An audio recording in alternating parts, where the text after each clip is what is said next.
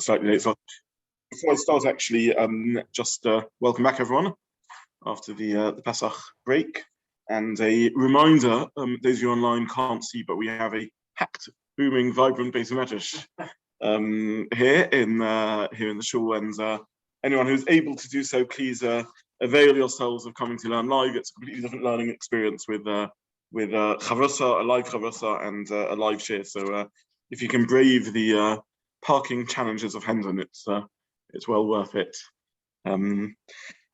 Okay, so we were, I think we, in the last shiur before Pesach, had dipped into Mevatel MeHechano, and I want to re-look at that and try and do a quick chazara on what we did in the last year, because I certainly had forgotten it, and then move forward in the sugya. So on the top of Mem Gimel Amud Aleph, 5 lines down, there was the opinion of Rav Yosef, who said that the reason for Rav Chisda, who in turn made a chiluk or a diuk, if you like, in the Mishnah, the Mishnah says that ein nosim kli tachas haneh lekabel bo'os hashemen, and Rav Chisda understood from that similarly you can't put a kli tachas tarnagolis under a chicken to catch an egg. And Rav Chisda was medayik that you can, or said that you can be kofa all of this. You're allowed to put a kli on top of the entity.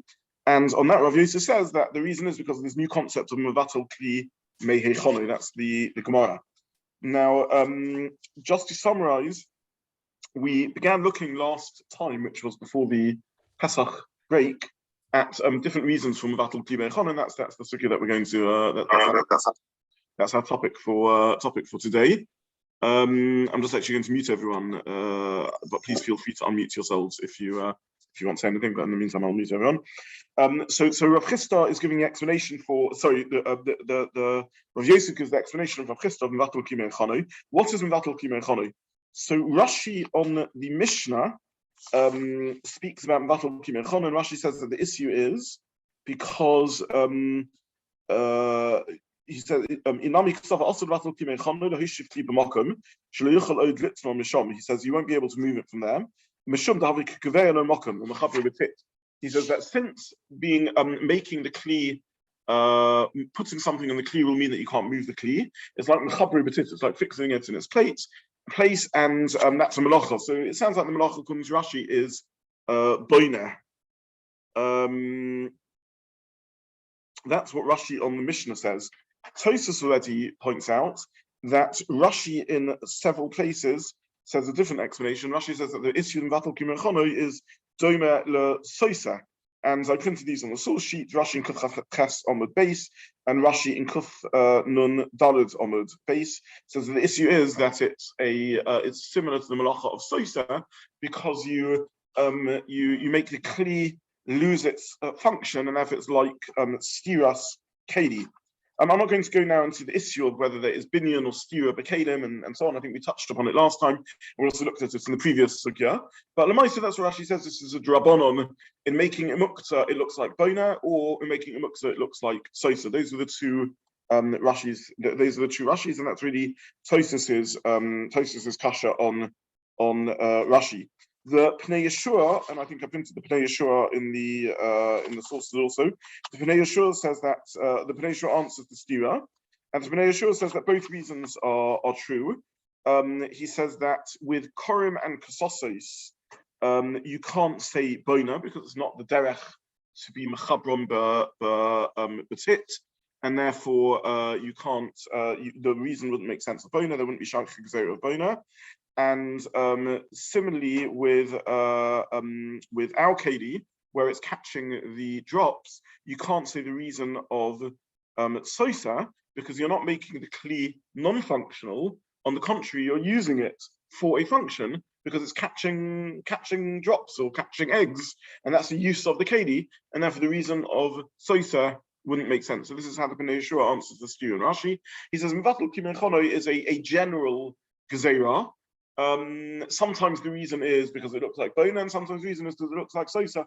If it's a Keli that's used for binyan, that you would sometimes fix in place, pots and plant plots and so on, you fix in place, then you can give the gezerah of bona, but that wouldn't make sense with korim and kasosos. And with things like korim and kasosos, cushions and pillows which aren't designed to catch things, it would be the melachot sosa, because you're removing their normal ishtamshus. Whereas with this plate that's catching drops of oil, that's not sosa. You're not destroying its ishtamshus. On the contrary, it's doing ishtamshus. That's what the Keli is for. It's doing its ishtamshus of catching kelim. We'll see later that there is room to. The Bnei Yeshua is he doesn't need my haskama. I mean, it's a reasonable answer for Rashi, but in Svara you could disagree with this answer, which is perhaps why Tosfos, for example, doesn't hold to this answer. You could say the Bnei Yeshua is sort of asking a question. He says that the reason of sosa wouldn't make sense when you're using a plate to catch the oil, because that's not sosa. You're not destroying the keli. You're using the keli for something. The counter argument would be that that's called destroying the keli, because by using it to catch the oil drops, you're making it muktza, and by making it muktza, you're making it not muchan for any other hishtamshus. So you're removing all other hishtamshus bar this one from it. So you could argue that that's sosa. Maybe, and we'll see this far later, maybe you're moving all hishtamshus from it, because it wasn't made for this hishtamshus of catching drops, because this is a hishtamshus of a mukta type hishtamshus, like we saw in the previous sugya, that you can't take a kli for davar she'ein nittel, for the tzorech of davar she'ein nittel. So depending on how we learn the relationship between our answer, our sugya, and the previous sugya, or the next sugya, will also depend whether the Bnei Yeshua's answer makes sense. Again, our sugya is giving the reason because of Mevatel kli MeHechano. The previous answer to the Gemara and the answer later on in the Omuds of Rabbi Yitzchak is going to say the reason because of ein kli nittel elo l'sorech davar nittel. You can't take a kli for a muktza use. We will in a few minutes look at how our sugyas relate to each other. To what degree does our sugya also agree to the other sugya? But certainly, if our sugya also agrees with the other sugya, the ein kli nittel, that you're not allowed to use a kli for muktzah use, it means the kli isn't omeid for the hishtamshus of muktzah uses. Number one, so you're using the kli for a use for which it wasn't omeid. Number two, in so doing, you're making the kli muktzah, and therefore it can't be used for anything else. And therefore you could argue with the Bnei Yeshua Svara and say, no, don't view this as I'm using the kli and therefore it's not stiras kelim. On the contrary, view it as this is the stiras kelim, because I'm removing from it any other use, and indeed only using it for use for which it was not omeid. So you could quibble with Bnei Yeshua's teretz, and probably Tosfos, who asks on Rashi why is there this stira, maybe would agree with this, wouldn't like the Bnei Yeshua's teretz, and he would hold that you can say that you could have given the reason in our Gemara also of stiras kelim, but the Bnei Yeshua says that Rashi could hold differently, which is a legitimate point to make, and Rashi could hold that you can't say this is called the sosa of destroying a keli on Shabbos, the Rabbanon of destroying the keli. When you're using the keli, you're using it for the use of catching eggs or catching droplets of oil. So be that as it may, in brief, we have a stew in Rashi with an attempt of the Bnei Yeshua to answer the stew, whether you whatever you make of his attempt. Rashi by us says boina, and Rashi in a couple of other places says sosa. That's the first sort of ha'ara on the sugya. Rabbi Zobin, can I just Rashi on the Gemara doesn't actually say either binyan or sosa. He just says also muktzah. It's only in the Mishnah. It's only in the Mishnah that he says that. Correct, so yes. It's interesting that Tosfos brings this kasha here rather than on the Mishnah. Yes. I don't know if it's significant. Maybe I don't know that he doesn't mention it in the Gemara. I don't know the answer why Tosfos says it's there, not there. It could just be because this is the sugya of Mevatel kli MeHechano, whereas Rashi in the Mishnah is sort of an introduction to the sugya. I don't have anything to say, anything meaningful to say on that. Other than that, your ha'ara leads nicely into the next point, which we touched on also last time, which is that Rashi on our sugya says something interesting. Rashi just gives a new reason over here. Rashi says the reason why you can't be Mevatel kli MeHechano is because it was muchan metaltel, the achshav say muktzah, and now he has made it muktzah. So the Prima Godin, which I mentioned last time, it learns Rashi is giving a third reason for Mevatel kli MeHechano. It's also on Shabbos, Drabanon, Mevatel kli MeHechano, to make something muktzah. In a way, that's the simplest translation of the phrase of the Gemara. The Gemara says, why can't I do this? Because it's Mevatel kli MeHechano, translation Mevatel kli MeHechano, I'm making it muktzah, I'm making it no longer muchan. The Prima Godin says that is a standalone reason in its own right. Just making something muktzah is what the Drabanon is. Not because therefore it's like Bona or therefore it's like Sosa. Just making it muktzah is its standalone reason in its own right. We could have argued, and we could have learned, not like the Prima Godim, we could have learned that the Prima Godim is just giving a Hakdama. Sorry, forgive me, we could have learned that Rashi is just giving a Hakdama. Rashi is explaining what is the translation of Mevatel ki MeHechano that you're making a Muktza. Why is it a problem to make a Muktza, like I've explained elsewhere, because of Bona or Sosa? But that's not how the Prima Godim learns Rashi. The Prima Godim says the translation of Rashi is, that's the reason for the problem of Mevatel ki MeHechano, that you are making it Muktza. In Lule the Prima Godim, and not for the Prima Godim, I don't think any of us would have made a diuk in Rashi. I think we'd have just thought Rashi is explaining his Muktza, and what's the problem in making Muktza, like he says elsewhere? In Prima Godim learns Rashi as a standalone reason. Very, very interesting. That this is its own new prohibition of making something Muktza. Sorry, Max. Sorry, on the Mishnah where Rashi says it's like Bona because you're stopping it from being moved. So Rashi could have used the word Muktza there, and he doesn't. So maybe that supports the Prima Godim, that he's using the Muktza for the word for the first time here.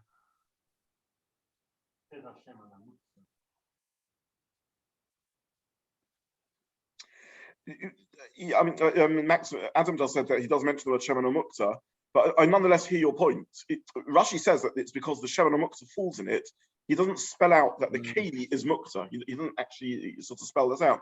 So, I mean, were it not for the Prima Godim, I would have thought that, the two Rashis complement each other. Over here, he explains that it becomes Muktza, and over there, he explains that it's Mevatel Kli MeHechano. But, I mean, you're right, Max. The Prima Godim evidently is not learning like me, and he's learning like you, and he reads the Rashi as two separate reasons. And let me just sort of clarify this a little bit further. I just to do justice to the two ways of reading Rashi. We have two ways of reading Rashi in front of us. Way number one, which is, to be honest, how I read Rashi till I saw the Prima Godim, and I suspect everyone in this room did. I think probably how we all read Rashi, which is that Rashi is just explaining it becomes Muktza. That's not controversial. The thing falls in it and it becomes Muktza. And Rashi in the Mishnah is explaining what's the problem that it becomes Muktza. The problem it becomes Muktza is because it's Bona or Sosa, like we saw in the previous Rashis. The Prima Godim, Balkachach, like you are pointing out, Max, it's not like that. Rashi here spells out it's Muktza. He doesn't say that in the Mishnah. This is a different reason. He's saying that in and of itself, there's a problem that it becomes Muktza. Now, why did Rashi actually need to mention that it's Muktza? Why is that relevant? So, first of all, why does the Keli become Muktza? So the answer is it becomes Muktza because it becomes a bosset. By the way, one of the dangers of learning Masechet Shabbat is starting Muktza is that we all know too much vague stuff around Shabbos, and therefore we sort of come in with too many assumptions. So let's go back to square one.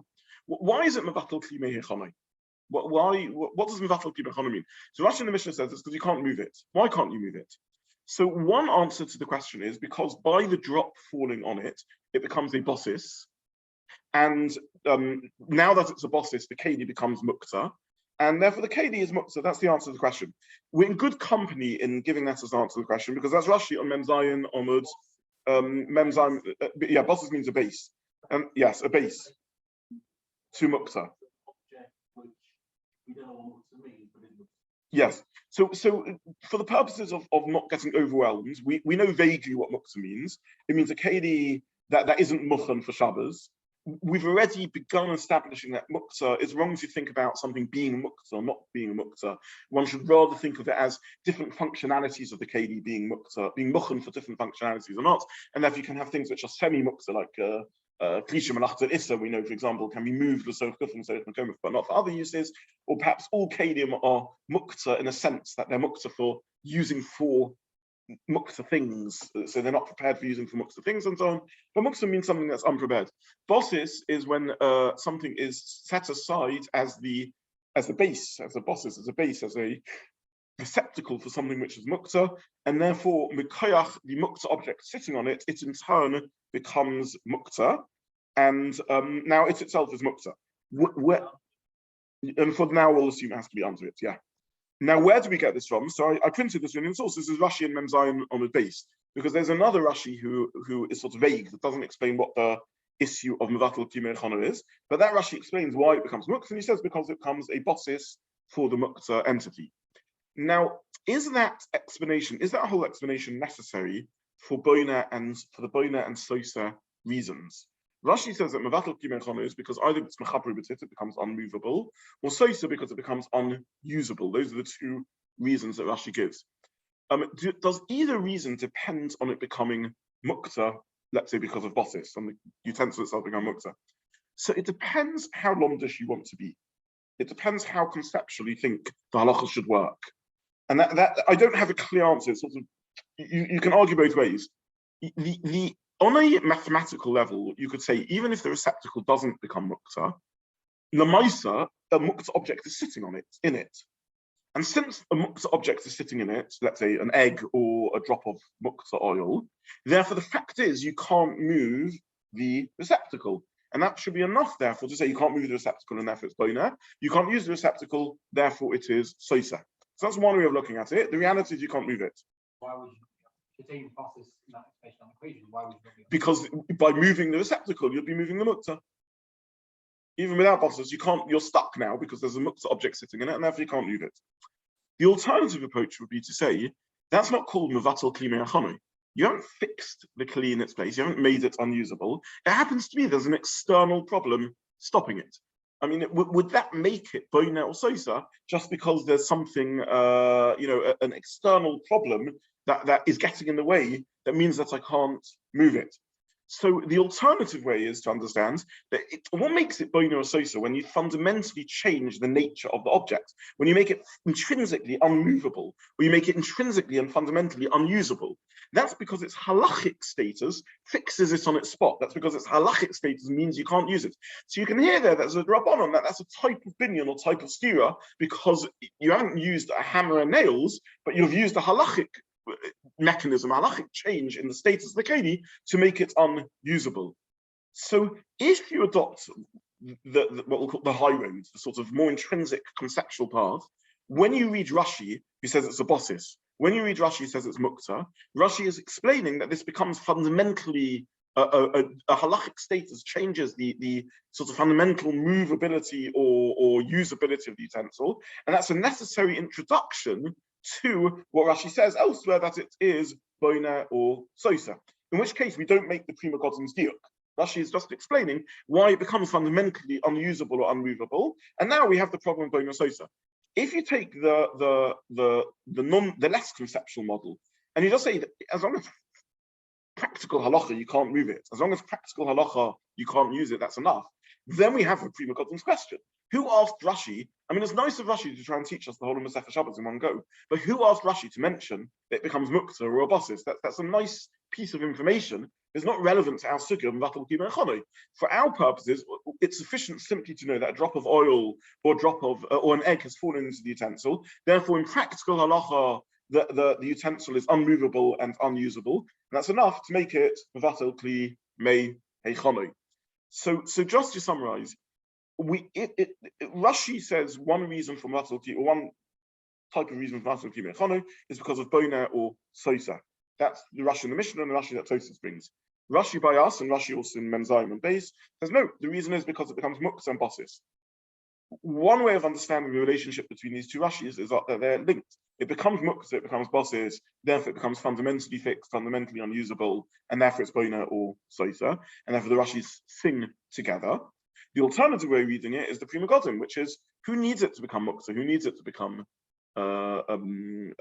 bossis, as long as it's got a drop of oil sitting on it, as long as it's got an egg sitting on it, the fact is you can't move it because you will inevitably be moving the Muktza, and that's enough to make it boina and sosa.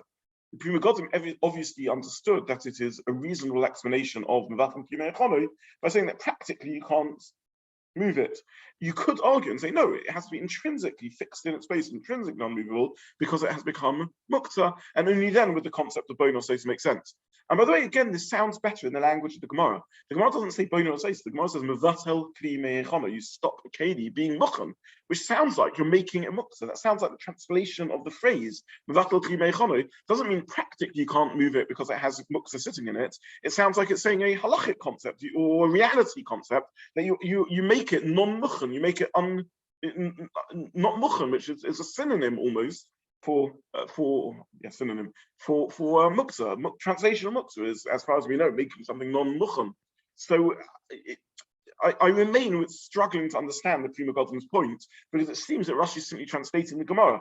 The Gemara says Mevatel Kli MeHechano, and Rashi translates that phrase to mean making it Muktza. Why does making it Muktza be problematic? Prima Godim says because of its own problem, but we could learn, as Rashi explains elsewhere, because of Bona and Sosa.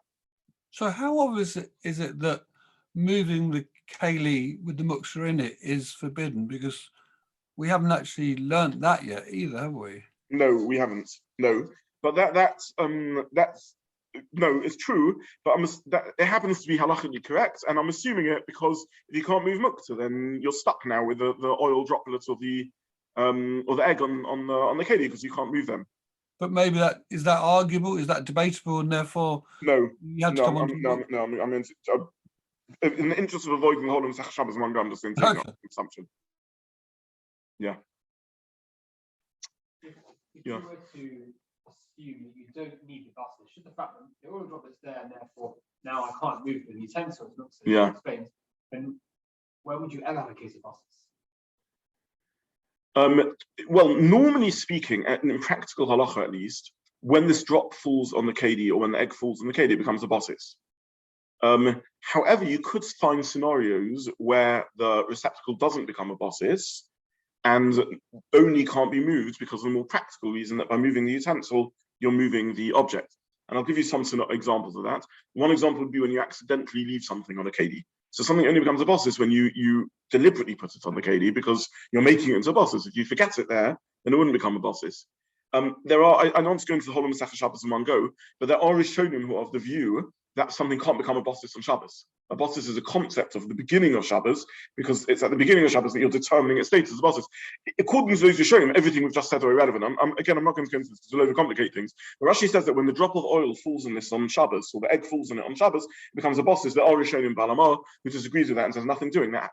When it happens on Shabbos, it doesn't become a basis. You can't. The whole point is that objects get defined with their status on Erev Shabbos, not on Shabbos itself. So there's lots of things. Sorry. What's Rashi? Rashi holds it does become basis, and that's how we pass it. That's the majority of Rishonim, then it becomes a basis on Shabbos. Yeah. So it's a minority opinion of the Balamah. And in fact, by the way, our Rashi is one of the sources for that. The Rashi on the Menzaim and base is sort of almost explicit because Rashi says it becomes basis. I printed out on the source sheet again. Yeah. Okay. So anyway, this is the this is the Prima Godim, and this is the counter argument to the Prima Godim.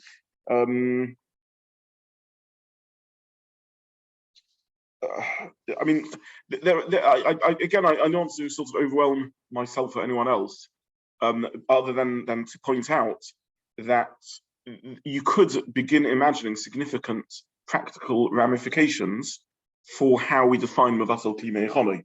If Mevatel Kli MeHechano means, like we've said, it becomes intrinsically Muktza, becomes intrinsically a basis, then only that would be Mevatel Kli MeHechano. Whereas the Prima Godim seems to be learning, even without it becoming Muktza, if practically you can't move it because a drop of oil's fallen on it, that's enough for Mevatel Kli MeHechano. So you could imagine other scenarios where there's practical objections to moving a Keli that don't make it a basis, that nonetheless mean that you can't move the utensil. Would that be called Mevatel Kli MeHechano? Suppose I give you an example of where you put a Keli down on top of a tree branch, and through the weight of the Keli, you cause the tree branch to shift. So you can no longer move the Keli, because if you lift up the Keli, you will cause the tree branch to shift. So is that called Mevatel Kli MeHechano? When on a practical level, you can't move the utensil. It's stuck there now, because otherwise you'll shift the tree branch. On a halachic level, the Keli hasn't become a Muktza or a basis or anything of the sorts. So would that be called Mevatel Kli MeHechano? That's an interesting halachic discussion. Okay, so that's the so far we've dealt with Shittas Rashi, either Bona or Sosa, or the Prima Godim says a new reason of just making something Muktza in and of in itself is a problem on Shabbos. Just for the sake of completion, just using the last couple of minutes that are left, the Rambam, which I printed in source side, Rambam Hilchos Shabbos, Pei Kafei Halacha Chaf Gimel, says also the Mevatel Kli MeHechano Mipnei Shehu Kasosa. So the Rambam says that the reason is because of Sosa. I imagine by now everyone has seen this Rambam. And in source 6, I printed a Ritva, and the Ritva says that the issue is Shalolamayit the Kavod Shabbos, Le'asa Kelim and Matorim. One shouldn't diminish the Kavod of Shabbos by making things Muktza. Now, what's interesting is the Prima Godim, who learns that Rashi's explanation is there's a new drabonon not to make things Muktza, doesn't bother explaining to us what that drabonon is about. I mean, why shouldn't I make things Muktza on Shabbos? What would be the problem? If it's not Boina or Sosa, but just a new reason, don't make something Muktza on Shabbos. Why not? What would the problem be? So a candidate for that would be this Ritva. That's why I printed this Ritva here. That would be a possible candidate for the problem making something Muktza on Shabbos would be because like the Ritva says, you're being removed and covered Shabbos by making things unusable. Either way, it's an interesting Ritva. The Ritva says a new Issa of making things Muktza because a meal to cover Shabbos, and maybe that's what the Prima Godim was learning in Rashi. And unfortunately, we're sort of less speculating. The Prima Godim doesn't really spell it out. What I would like to do in the next share, and I'll stop here for today, even though we've got a couple of minutes, just a convenient place to stop. I want to look at the source 8, which is the Sefer Yiraim, who links Mevatel MeHechano and Ein Keli Nittel Ela Davar Nittel. So again, just to remind you, in the previous sugya and in the next sugya, Rabbi Yitzchak, the Gemara says there's a different thing going on over here of Ein Keli Nittel. And the Sefer Yiraim seems to link that with Mevatel MeHechano. They don't remain two separate answers. He seems to say the two are interwoven. And also next year, I want to look at some nafkaminas between these different explanations of Mevatel MeHechano, and then Me'ez Hashem will move on. So that's the program for Sunday.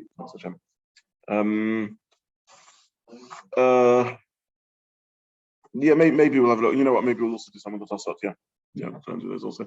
How much Yeah. would the Gemara pass? Or Rabbi Zobin, we have to know to make sense of the Sefer Yiraim. You don't have to know Rabbi Yitzchak. There's enough that you know what we discussed previously about Ein Keli Nittel. But I would say if you haven't yet got up to Rabbi Yitzchak, it's time now to do it. In other words, work through this mini sugya because of through no fault of anyone, just because the timing of Pesach, we sort of schlepped a bit on this topic. So I do want to move on a little bit from it. So.